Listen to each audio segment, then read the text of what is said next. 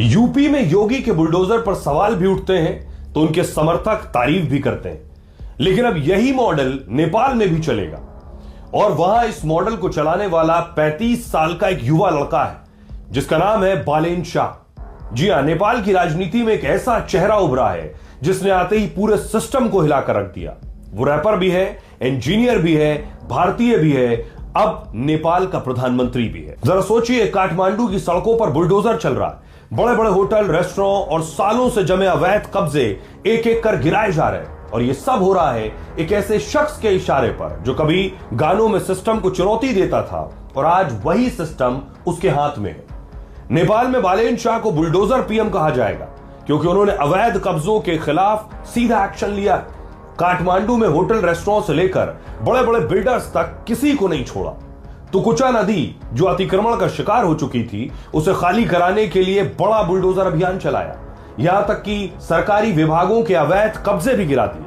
हालांकि बालेन शाह के इस एक्शन को कुछ लोगों ने पब्लिसिटी स्टंट भी कहा, लेकिन बालेन न रुके न झुके, बस एक के बाद एक एक्शन लेते चले गए। उनका तरीका बिल्कुल वैसा ही है जैसे यूपी में सीएम योगी का है और शायद यही वजह है कि नेपाल की जनता को बालेन शाह अलग लगे और उन्होंने प्रचंड बहुमत से नेपाल की गद्दी शाह को सौंप दी है। अब बात उस चुनाव की जिसने सब कुछ बदल दिया।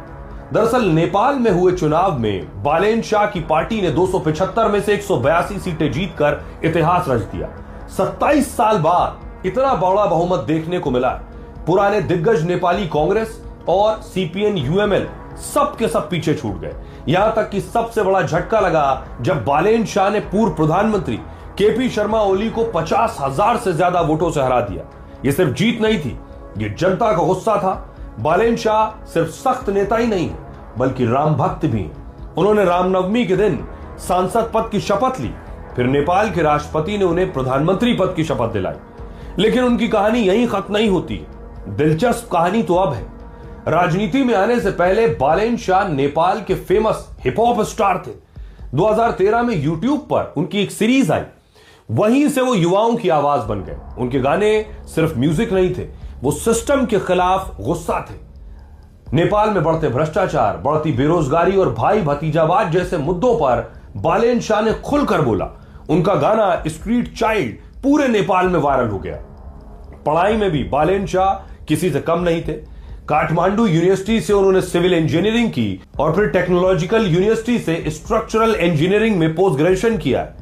साल 2022 में जब नेपाल के युवा भ्रष्टाचार, महंगाई और बेरोजगारी से परेशान थे, तब बालेन शाह एक इंडिपेंडेंट कैंडिडेट के तौर पर मैदान में